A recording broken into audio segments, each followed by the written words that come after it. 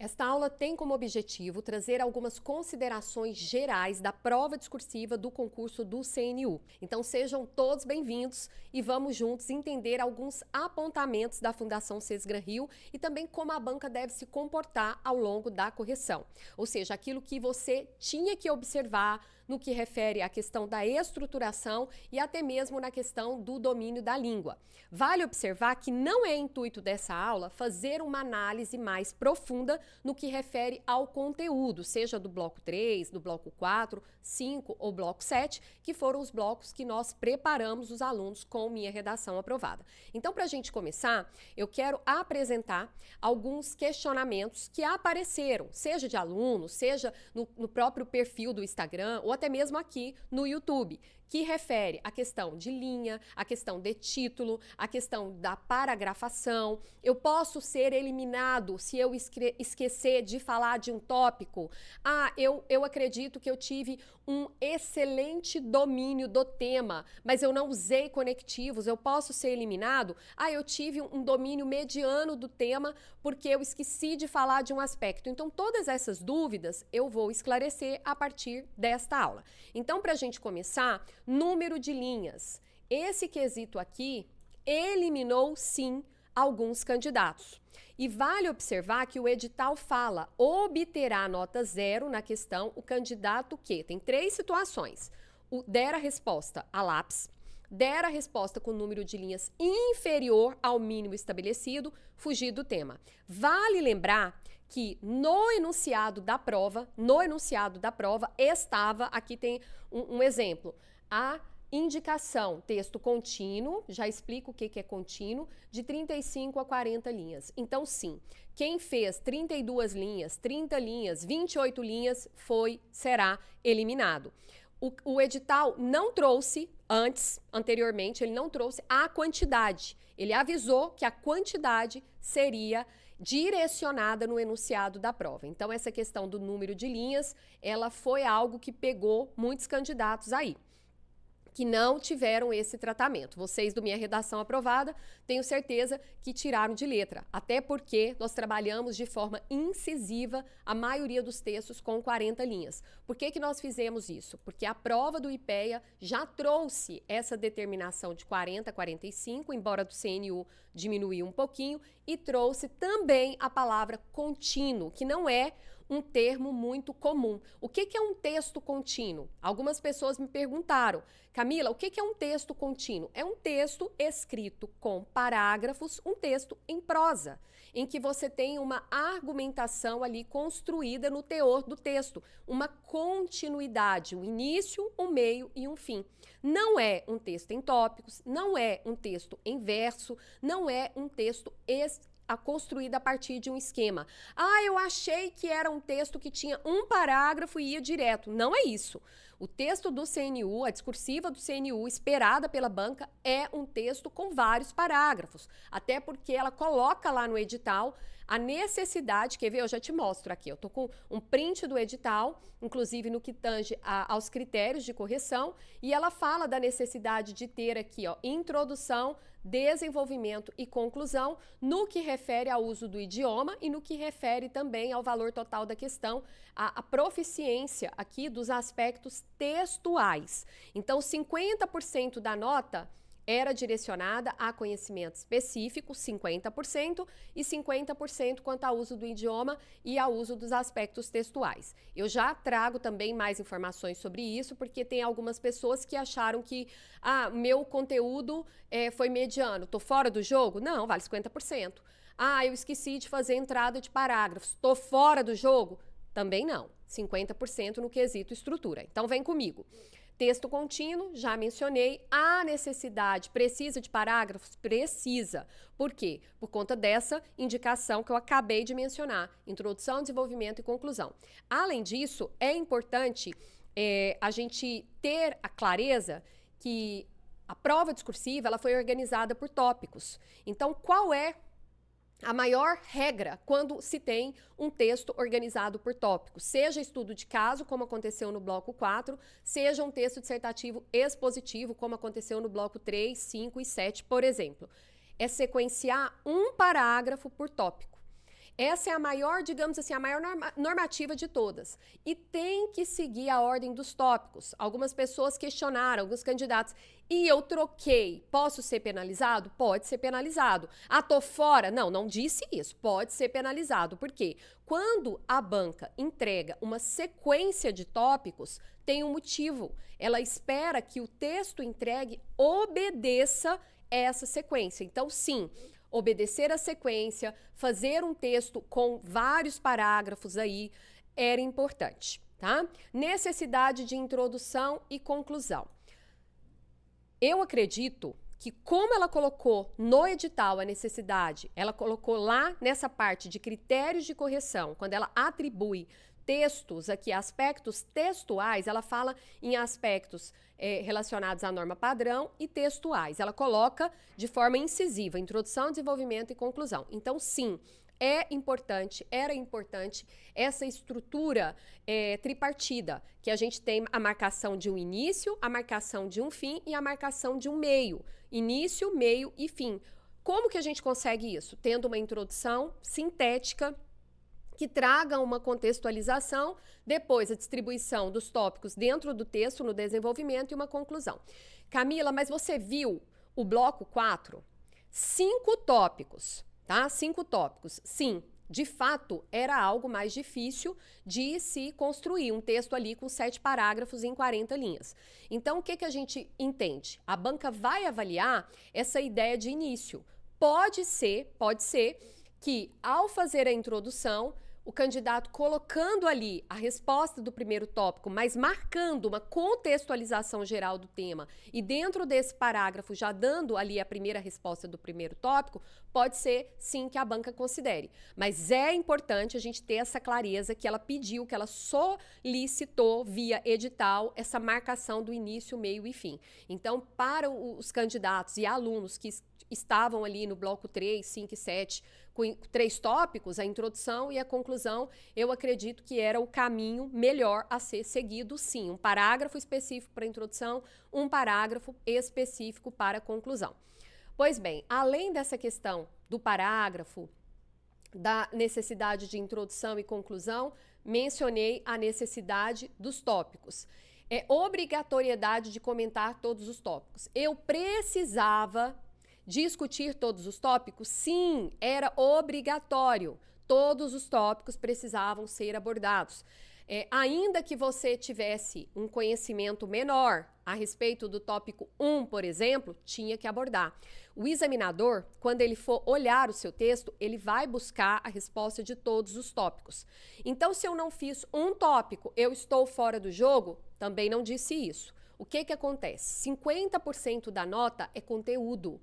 Se for 3 tópicos, a banca vai distribuir essa nota de 50% para 3 tópicos. Então, se você não fez um tópico, você perde parte da nota. Você não está fora do jogo por conta disso. Camila, de 3 tópicos, 2 tópicos, eu me garanto, eu estudei, me preparei, eu tinha muito conhecimento, eu fiz citação, eu usei as estratégias argumentativas, eu fiz o TFC, eu coloquei o tópico frasal, eu fundamentei, eu me garanto. Mas tem um tópico que foi ruim.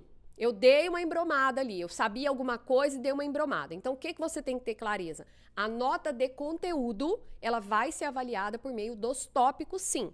No entanto, essa nota 50% vai ser dividida. Bloco 5, 5 tópicos. Pode ser que ela divida de uma maneira igual ali, dando, né, uma porcentagem igual, ou pode ser que ela crie uma estrutura de peso. O importante é que a banca traga essas informações com clareza quando ela entregar a avaliação dos textos. Então, ficar preso, que pode ser eliminado porque esqueceu de falar um tópico, não sofra com isso.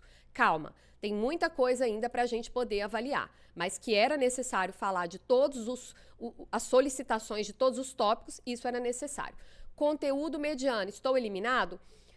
Tem gente que falou isso, olha, minha resposta de conteúdo, ela foi mediana, mas eu fiz uma introdução, eu fiz uma conclusão, mesmo sendo um conteúdo que eu considere mediano, eu coloquei ali 2 períodos, 3 períodos por parágrafos. Quando eu lembrava de alguma lei, de algum teórico, eu dava ali uma explicação, eu trazia uma citação. Então, assim, eu não tinha tanto conteúdo, mas a minha estrutura, ela foi boa, eu tive um bom domínio da língua. Ótimo. Então, esse exemplo pode ser o seu, né? Você não está tão seguro quanto a questão do conteúdo, mas sabe que fez uma boa estruturação e tem um bom domínio da língua. Então, você também não está fora do jogo. Você ainda pode garantir ali 70%, às vezes até 80% da nota. Por quê?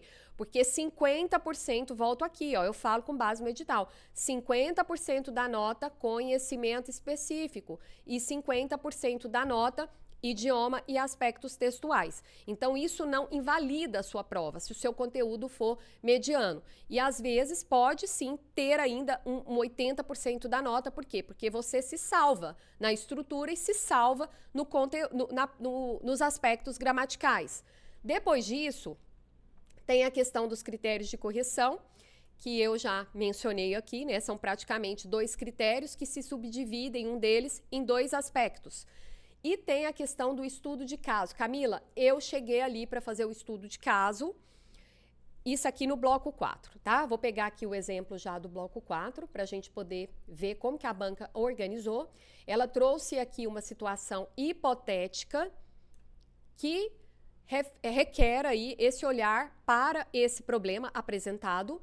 E depois ela pede, elabore um texto dissertativo contínuo, ela faz isso com todas as provas, que desenvolva os seguintes tópicos. Então, nós temos aqui 5 tópicos. Era importante mencionar, fazer referência ao problema? Era importante.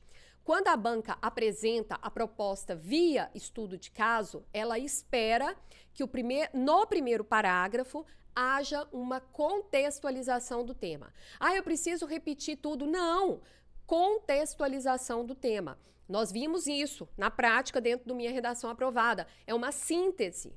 Como que faz a introdução dentro do bloco 4 aqui, pegando esse exemplo de 5 tópicos? Para a introdução, uma breve contextualização do tema, uma breve contextualização apresentando a questão referente a...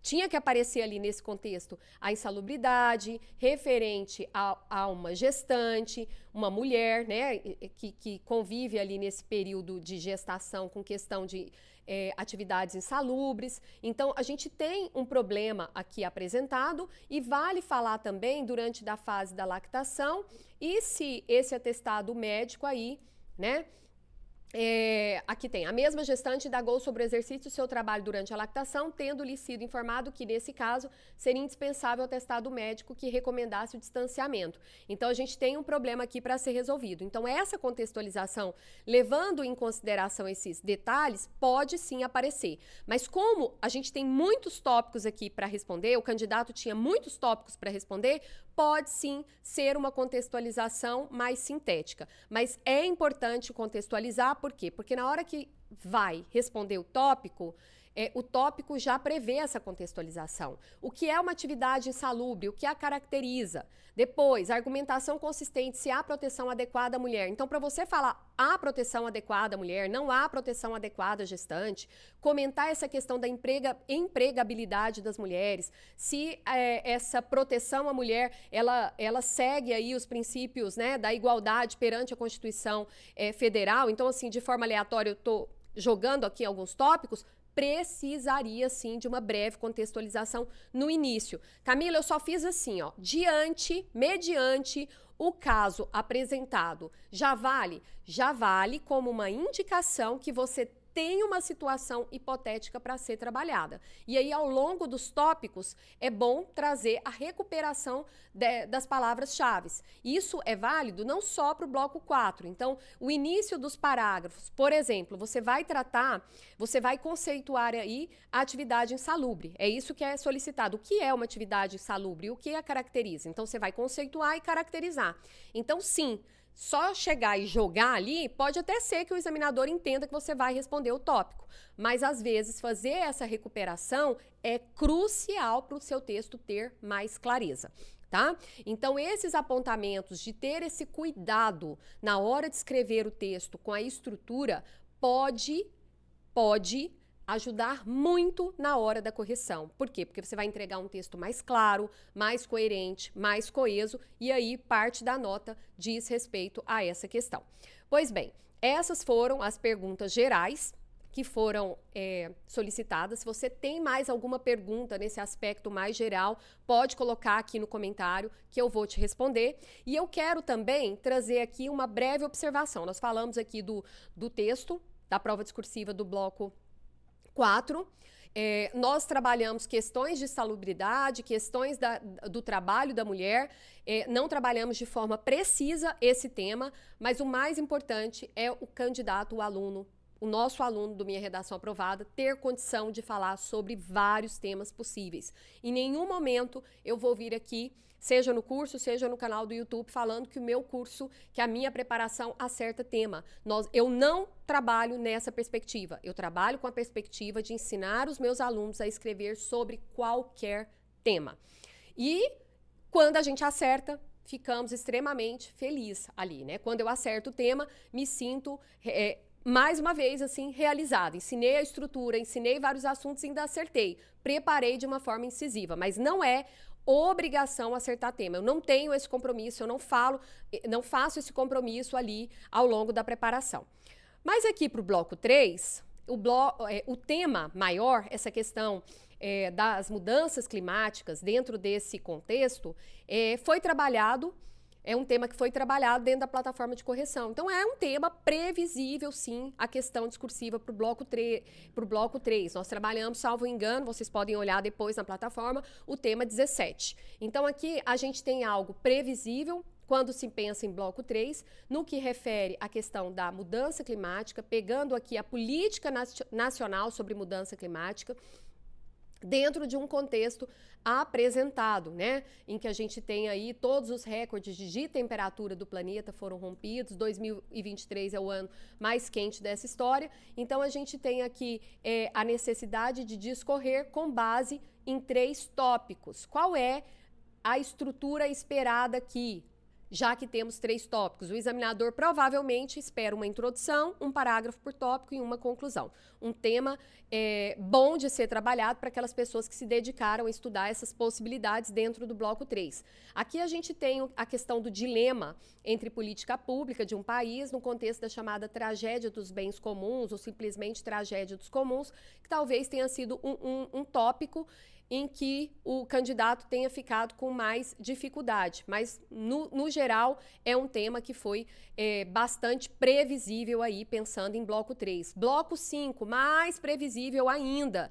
Rapidamente aqui eu vou passar por todas as provas discursivas. A gente teve um texto motivador até mesmo maior, e depois nós temos aqui a solicitação, que refere, a gente vê que tem uma recuperação aqui da questão dos direitos humanos, quando a banca vai encaminhar o enunciado, depois ela fala desse relatório da Defensoria Pública da União, no que refere aqui os povos indígenas têm seus direitos fundamentais para a garantia de sua dignidade humana desrespeitada, faz esse contexto, assim como o direito à terra e ao território. Então, na perspectiva de contribuir para a reflexão dessa questão, à luz dos 3 textos motivadores apresentados, redige um texto dissertativo de 30 a 40 linhas, abordando criticamente e de modo fundamentado os desafios dos direitos humanos quanto à questão indígena. É um tema muito previsível para quem estudou para o bloco 5, 2 fatores que ameaçam as terras indígenas, então é importante falar de 2. Ah, Camila, sim, tá aqui, mas acontece que na hora do nervoso pode ser que a pessoa tenha escrito apenas um fator, tem explicado bem, então pensando em 50% da nota, a banca sempre considera se o tópico traz uma pergunta ou traz 2 perguntas, como aconteceu, por exemplo, no bloco 4, conceitue e caracterize. Então, tinha 2 perguntas ali, tá? 2 propostas de intervenção do poder público, excelente, e a suficiência ou não dos aspectos legais para a proteção e garantia de dignidade dos povos indígenas. E aqui eu achei que a Fundação Sesgra Rio foi bem incisiva, porque ela fala abordando criticamente. Tá? Um tema previsível aí, um texto bom aí de ser esperado pela banca, um texto com 5 parágrafos, abordando essencialmente introdução, um parágrafo por tópico, respondendo os tópicos solicitados e uma conclusão. E também bloco 7. Bloco 7 não foi um tema tão esperado, né? Trabalhou com esse viés de política pública, trouxe alguns elementos que os candidatos estudaram, os alunos estudaram, mas trouxe um contexto diferente. Então, a gente tem aqui também vários textos motivadores, trabalha com a questão de gráfico, de texto, e vem o encaminhamento da questão. Em uma análise dos gráficos, observa-se o elevado adoecimento da população prisional em contraste com os percentuais de distribuição de medicamento e assistência médica. Então, nós estamos diante de um problema. Eleva-se o adoecimento da população carcerária e a gente tem em contrapartida com os percentuais de distribuição de medicamento. Essa população não recebe esse medicamento como deveria. Frente aos dilemas, lembra quando eu falei, olha, banca adora implicações, dilemas, problemas, ela joga esses termos ali no enunciado. Então, o aluno fica mais tranquilo, porque parece que ele estava lendo enunciados que estavam lá na nossa plataforma. Então, vem frente aos dilemas da implementação, aí a gente tem aqui, né, PNAISP, redija um texto dissertativo diante, né, sobre a situação descrita, analisando o papel dos agentes penitenciários e como sua discricionariedade pode afetar a implementação da política. Então, tem que observar essa palavra relacionada a essa discricionariedade, esse jogo de liberdade desse agente penitenciário frente a essa implementação de políticas aí, né? Frente à implementação da política pública. Depois, 2 aspectos, olha aqui, 2 aspectos. Quem fez só um, tá fora? Não tá fora, mas vai perder parte da nota. 2 aspectos que caracteriza cada uma dessas dimensões que ocorrem na implementação da política estrutural e individual. Então, tem 2 aspectos e esses aspectos eles são indicados. Diz respeito à estrutura estrutural e individual. Como o controle interno pode contribuir para a resolução do problema e como o controle externo pode contribuir para a resolução do problema. Camila, eu coloquei controle interno e controle externo em um mesmo parágrafo, então eu errei feio. Vamos aguardar. O ideal é fazer de forma separada. Mas se, ao discorrer, você garantiu ali um bom desenvolvimento do tema, do conteúdo, não vai afetar em nada. Pode tirar alguns décimos no que tange a questão estrutural. Agora, vale lembrar que todos esses apontamentos, eles são gerais. Aqui não foi intuito trazer um apontamento mais detido no conteúdo, mas eu espero ter contribuído com essas considerações, principalmente para tirar algumas dúvidas, sanar alguma ansiedade que vocês tenham a respeito da prova. E agora, o lance agora é aguardar a correção, o detalhamento, o espelho da Fundação Sesgran Rio para a gente saber, né, como que vai ser a próxima etapa. Muito obrigada. Qualquer dúvida que você tiver, pode colocar aqui nos comentários. Vamos juntos. Até a próxima. E se você gostou desse conteúdo, não esqueça de deixar aqui o seu like.